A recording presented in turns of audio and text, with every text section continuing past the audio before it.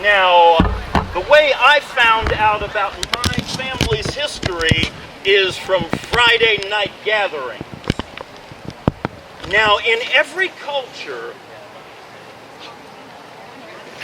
there's usually a center square where there's a tree, and there will be one lone tree. And on a Friday night, or a Saturday night, perhaps after church on Sundays in some religious communities like France,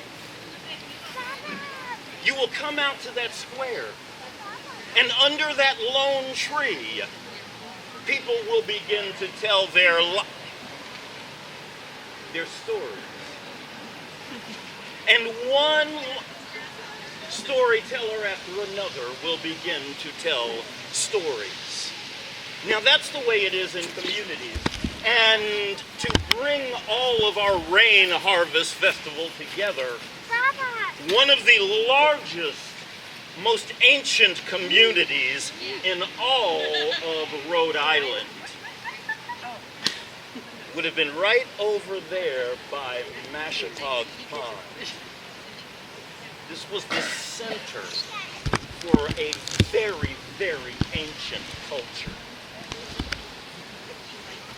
Now, I'd like us all to think about the good and bad that comes with everything. And it's not, I think we as generatives, not to say degeneratives, of Germanic languages, we tend to think in absolutes, good and bad. It's not so absolute. So when we think about the downfall of this ancient community, it really does begin to mark the build-up of providence. And with providence, later on comes an age of industrialization. And while that industrialization really put providence on the map for what? Test, yes. For what? You know. Oh, I was going to say a product. Textiles. Oh. Jewelry. Jewelry. Was it fine Tiffany jewelry? No. It's costume jewelry. So, as that industry, and you know, we're not talking about one complete industrial family. history. What we're talking about is an industry that began to put its contaminants into that great pond over there. But it marks the rise of providence. Good and bad, always together. And if we think about that ancient culture, that group of native peoples here, they were also trying to figure out what this life was about. And one of the stories that they told was about Sky Woman. Does anybody know about Sky Woman? Sky Woman was walking along one day, and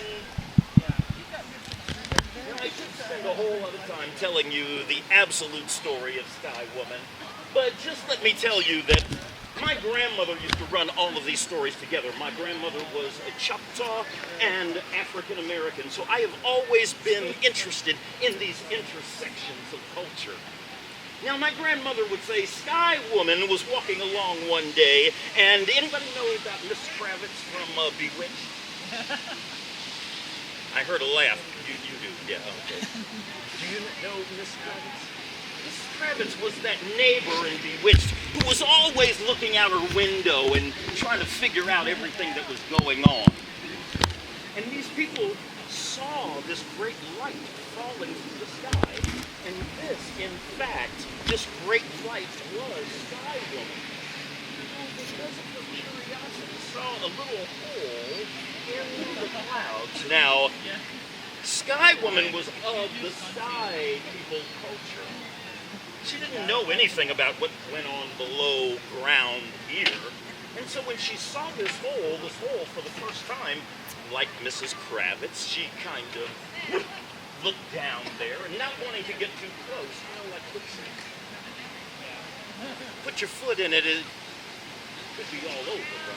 Well, she didn't know what this was, and she's looking at this hole, and she can see some little things moving down there. Curiosity got hold of her, and she got closer and closer. And as she really got down and started to bend over and really put her eye... Ever seen anybody with a black eye, like somebody opened the door around real quick? Just the opposite. She fell forward and started tumbling through the atmosphere. I mean, she started tumbling like, you ever had one of those dreams where you're falling? You ever had that happen to you? This dream did not stop.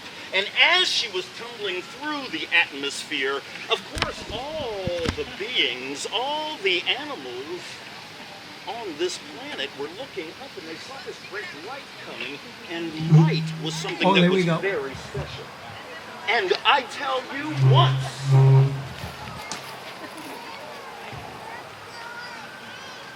you can just turn it off. He's fine. We can hear him. Thanks, gentlemen. Give you guys a hand.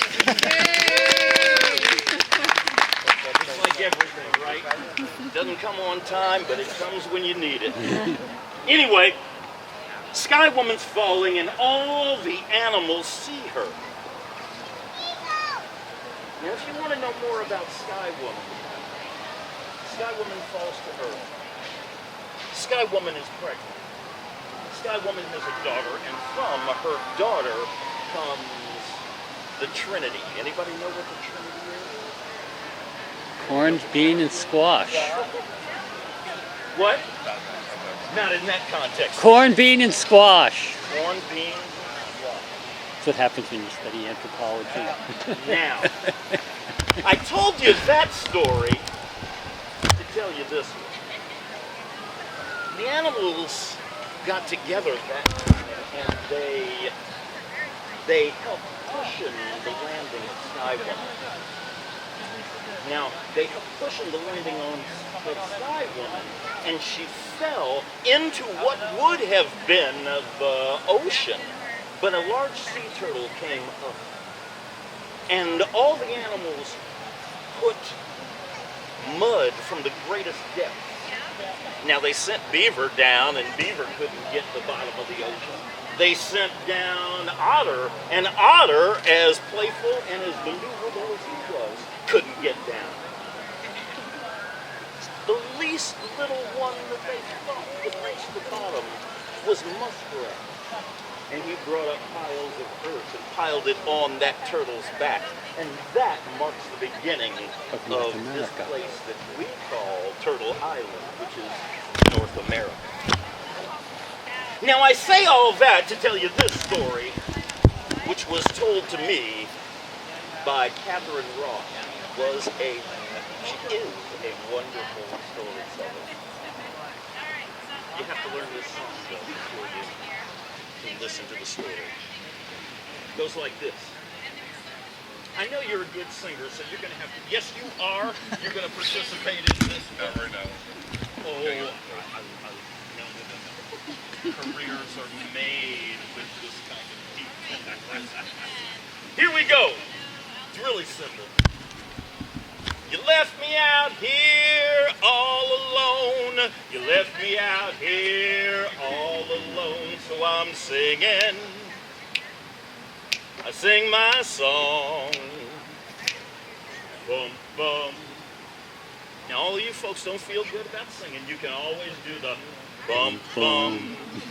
Okay? Let's just try that verse. We won't go on with the story till you all are all singing. This is like second grade. Here we go. You left me out here all alone. You left me out here all alone. So I'm singing. Rebecca, sing my song. Oh, I can see this is going to be the chorus over here. Great, fabulous. Here's the second verse. You left me out here tired and sore. You left me out here and slammed the door. So I'm singing. I sing my song. Easy, right? No. Yeah, that's what you say. I haven't heard your voice yet. Not even on the bump bumps. I'm waiting. Deep toning resonance. Beautiful thing. Here we go. Try both verses together. You left me out here all alone.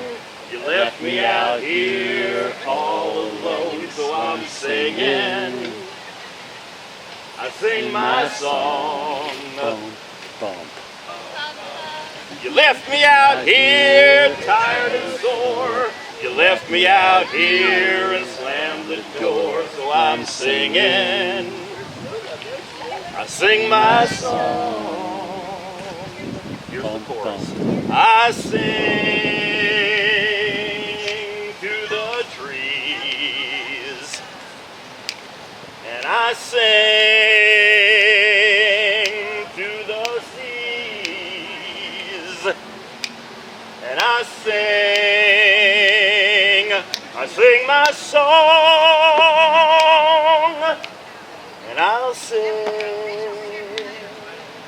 all day long.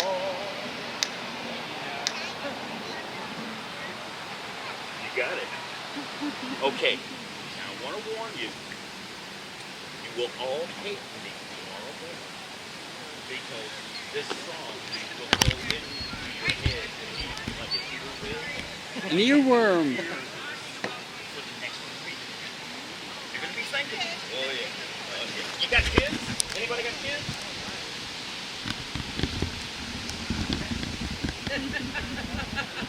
Okay.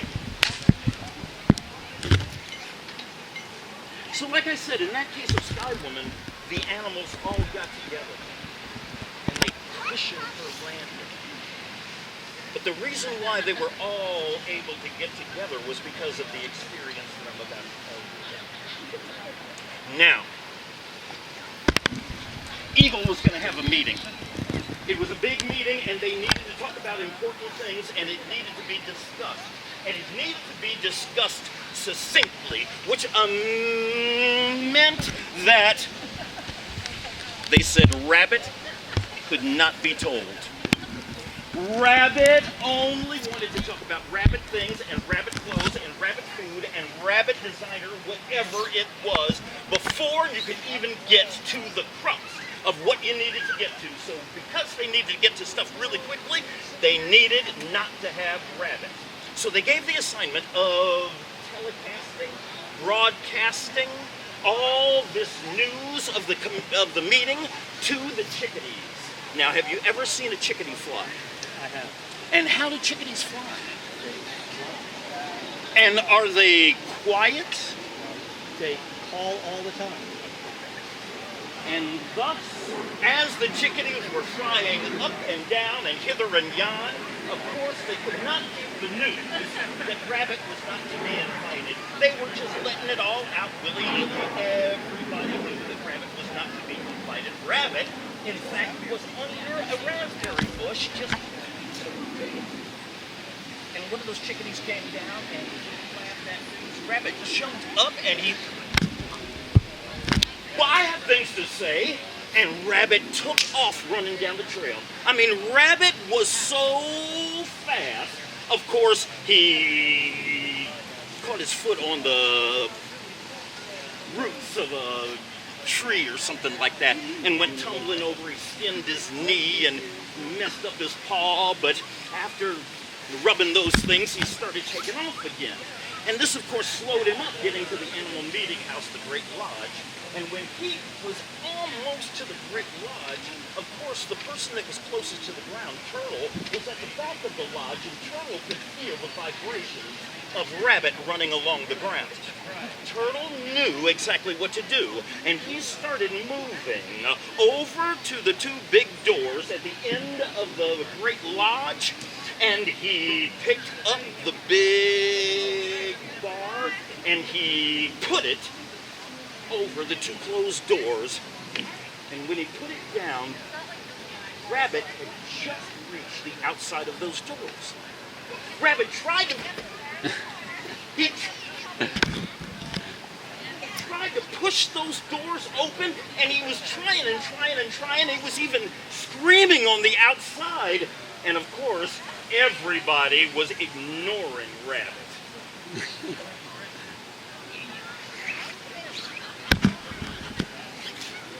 Rabbit sat there. Couldn't understand why nobody would want him at the meeting. I mean, after all, he had stuff to offer.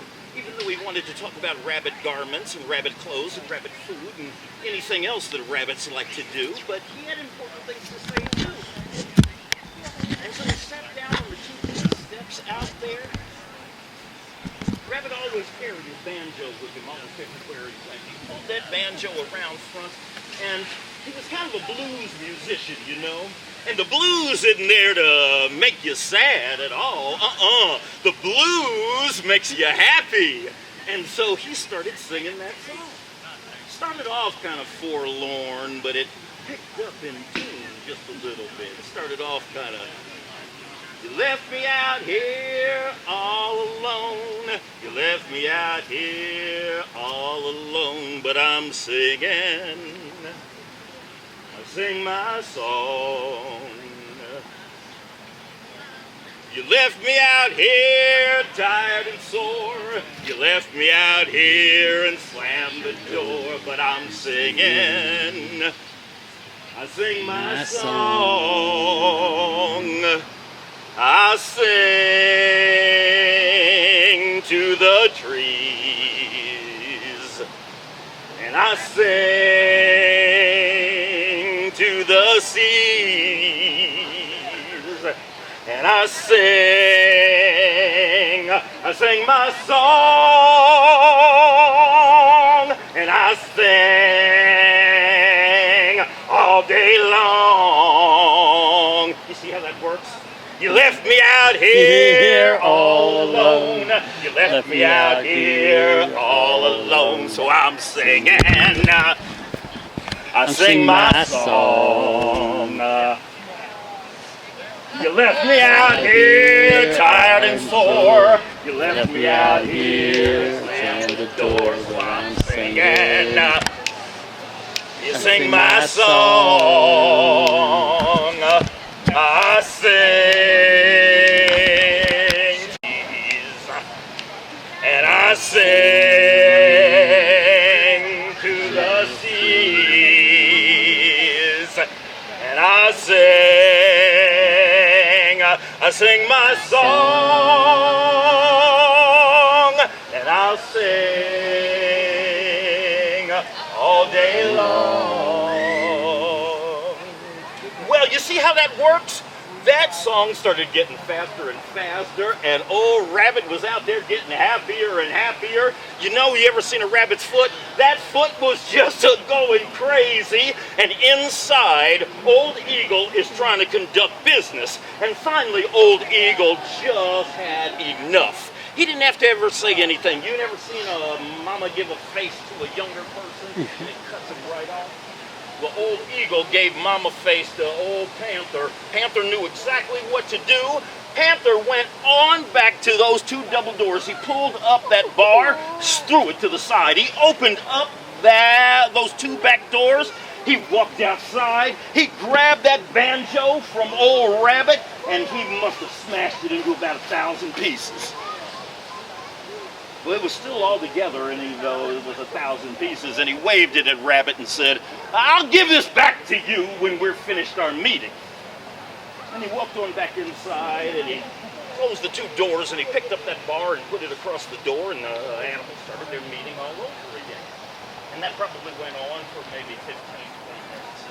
Outside of that place, all of a sudden, you hear, "You left me out here all alone. You left me out here on my own." So I'm singing. I sing my song.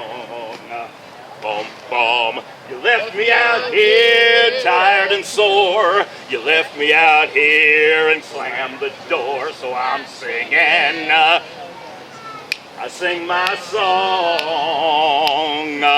I'm not going to go through the chorus, but you guys get it. I'm telling you, that rabbit got happier and happier. He's bouncing with his feet on the ground and slapping his hands. Of course, on the 2 and the 4, because, you know, that's how we do it. Now, I am telling you, that inside business got so loud that once again, old Eagle couldn't hear himself talk. He gave that mama face to the Panther. Panther lifted up that bar off the door, opened up the 2 big doors outside. He went outside, and when he saw old Rabbit just clapping and getting all crazy, he grabbed Rabbit by both hands, and he pulled his arms right out of the sockets. Threw both of those arms in his hand, and he waved them at Rabbit, and he said, I'll give these back to you when we're through with our meeting. He stuck them in his back pocket, and he walked on inside. He closed the doors, put that big old bar back on the... And they continued with their meeting. And they had almost gotten just what it was that Eagle wanted to say, when all of a sudden, outside, all you heard was... You left me out here. Oh.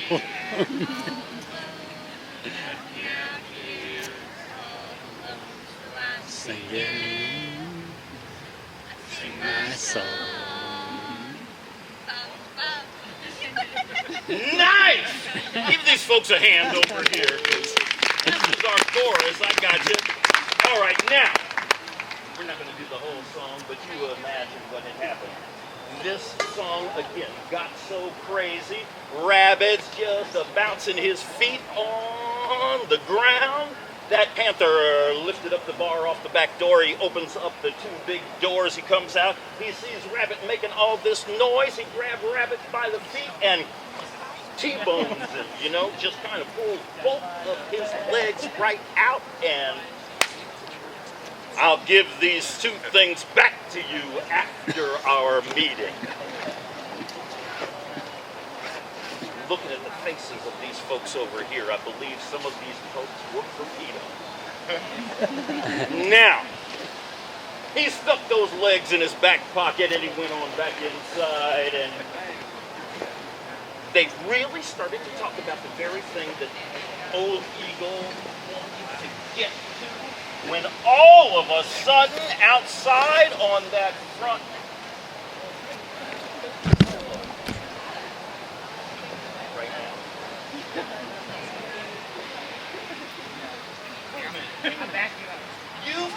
You've got an instrument here. That's what I want to say. Smart banjo. Here we go. You left me out here all alone. Left me out here all alone. I'm singing, sing my song. Good enough. I am telling you, Panther could not understand what was going on here. He heard this voice. He lifted up that bar off the back doors. He walked out those 2 doors, and there is Rabbit singing at the top of his lungs. And this time, old Panther had it. He simply took his big old Panther hand. He grabbed Rabbit by the top of his head, and he pulled that head right off the top of Rabbit. And there, not only did he pull the head off, but all of Rabbit's fur came too. And he said, I'll give this back to you when we're finished with our meeting. Satisfied that he had completed the job, he walked back inside, closed the doors, he put the bar on the door.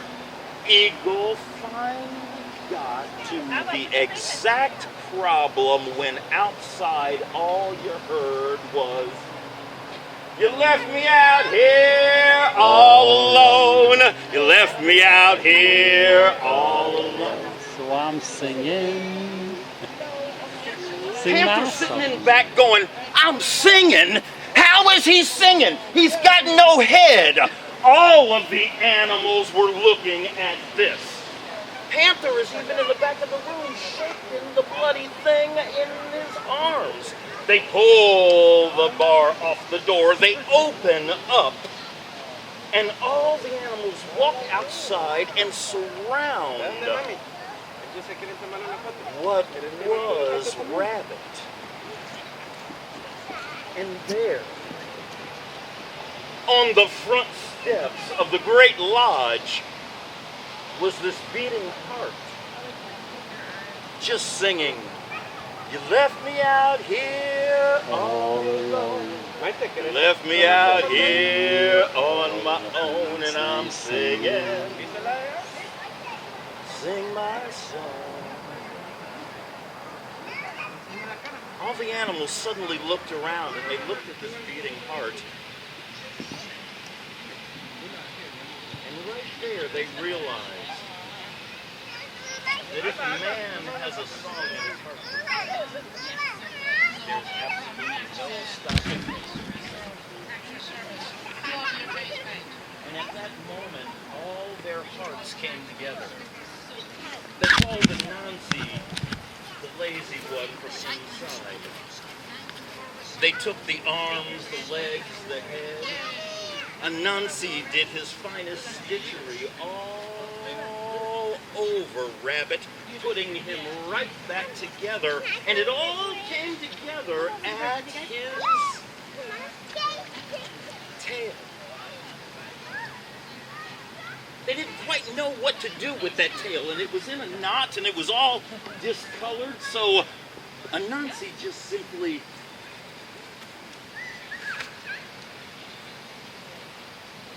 and the rabbit's tail has been that white bush ever since.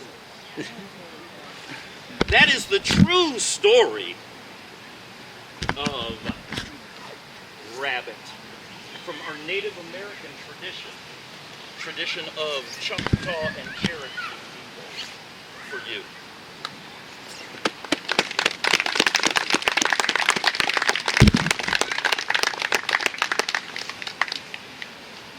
I think that when we think about these stories in community, the greatest thing right now that we are really kind of missing is patience. Patience with each other. Youth has this expectation of old folks that, come on, get with the program. And yet old folks have been here moving to different programs for a long time, trying to figure out which program to get with. It's the good and bad, the ebb and the flow. There was a young man who wanted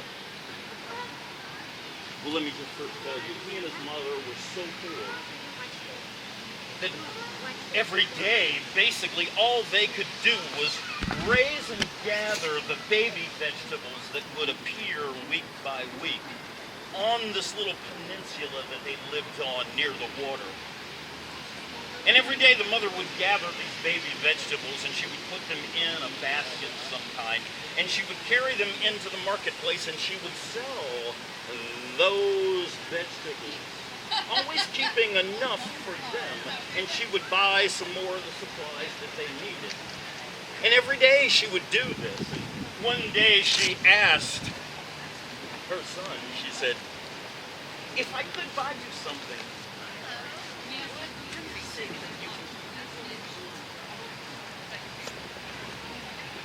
the boy thought and he thought and he thought for a very long time. And finally his eyes got real big and he said, "If I could have anything,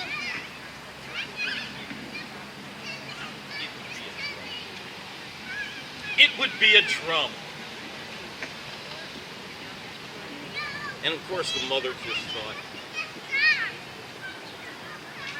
couldn't possibly get him a drum. But this stayed in her mind, as things do with most mothers and fathers. And so she went to the marketplace as she normally did that particular day, and as she was coming back with the few things that they needed, she she must have been looking in a certain way, you know, because this old man, almost a kind of an old dwarf. His face was so twisted that the dwarf stopped and he kind of looked at her. And he ventured to ask, he said, "Are you okay? What's the matter?" And she stopped and she came out of wherever she was and she said, "Well, I was just thinking about my son, and he wanted a drum, and I'd just really like to get that for him." And she started to walk away. And the old man, who had been resting on his cane while listening to this brief encounter, looked at his cane and he threw it up and he said, "Here! This might still have some magic in it. Give it to him." Yeah, that's the way she was looking too. She looked at this stick and she kind of went, "Well, okay. You should never turn down a gift." So she took it on home, and as soon as she got home, she gave it to her son, and he looked at it kind of the same way you're looking right now, and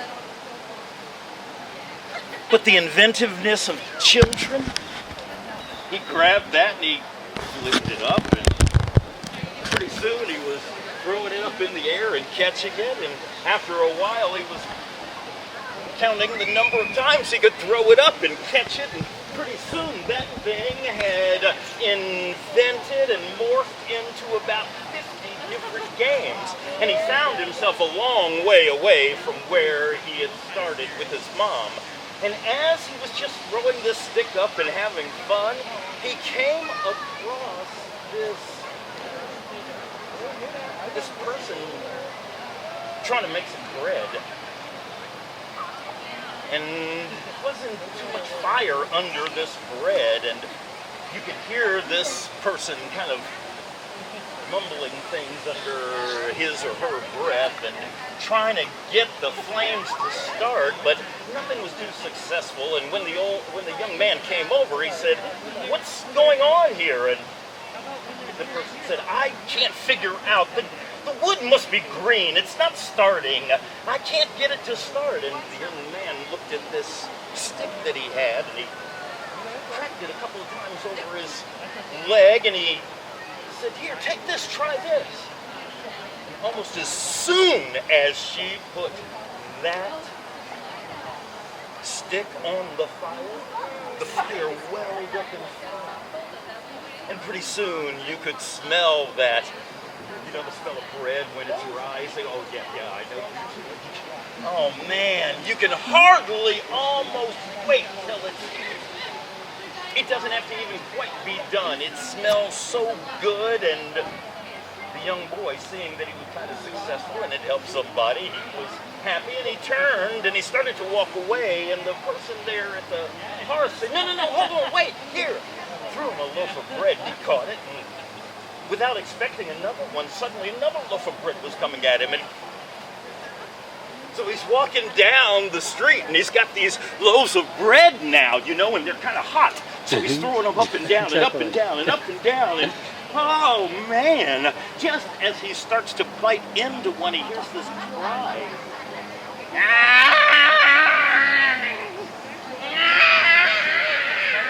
And it is a horrible cry. He doesn't even eat the bread anymore. He's starting to go around a corner, and he comes in contact with this lady who's in front of a whole lot of pots. And she's got a baby in the front of her, and that baby is just horrible. Just going, I mean, it's screaming like a demon. And this young boy is, "What is wrong with your baby, lady?" And the lady says, "I haven't been able to feed this baby in 2 days. Nobody's brought any of my food." And so, of course, he throws the baby a loaf of bread. The lady gives it to the baby, and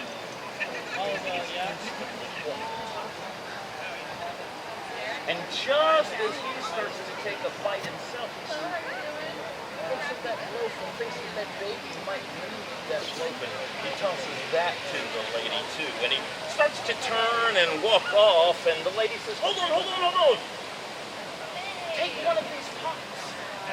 And she rolls him this big old pot. I mean, it is big as he is almost. And he's rolling that thing, you know? And it starts to kind of get away from it. And he starts to roll it and roll it and roll it. And he's rolling it, trying to catch up with it. And suddenly, he happens upon this couple. And this couple is screaming at each other at the top of their lungs. The man is going off on his wife, talking about, "You've broken my wash tub. How am I to wash clothes?" I mean, he is going crazy.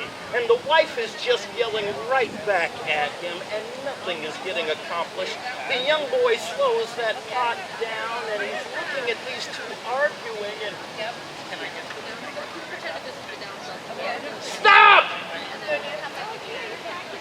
He uprights that pot, and he gives it to them, and he says, "Use this." This pot is bigger than the wash basin that the washerman has had before. And he is just smiling. And as the young boy starts to walk away, the washerman says, hold on. He grabs this beautiful coat.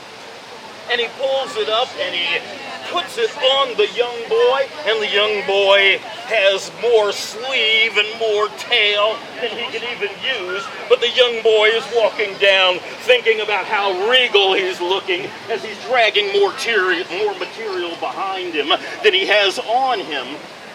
And he's walking and walking and walking and walking, and suddenly he gets to a kind of a party just like this. And all the people around should be at a wedding, and they're all looking just like you're looking. And the young boy happens into the middle of this wedding, and he goes, "Why aren't there celebrations? Why aren't you guys laughing?" And a young man comes up to him and he says, "I need a horse." Well, of course, everybody in this country knows that if a groom does not come in riding on a horse, it is 50 years bad luck. And the young boy thinks, "I don't know what I can possibly do with that." And he's walking away, and he walks away and on down around a bend wearing that long coat. But he's thinking about this wedding. And suddenly as he goes around a bend, there's a man standing right in front of him, buck naked. And the young boy looks at the man, and the man looks back at the boy, and the boy goes, "Sir, why are you naked?" And the man says, "All these robbers fell upon me. They took everything. They took all of my clothes. The only thing they left me was this horse." The boy took off his jacket, gave it to the man, and said, "Please put this on." And when the man put that on, something. And of course, he gave the young boy his horse. And the young boy took that horse back to that wedding. When he got to that wedding, the groomsmen's eyes were, "Oh my God, I have to give you something." And he went over to the four musicians. And the center musician was holding a drum. And the groom negotiated with the drummer. He took that drum and gave it to the boy. And the boy played that drum all the way home. A story of graciousness. And that story comes to us from India. Thank you for listening to my stories.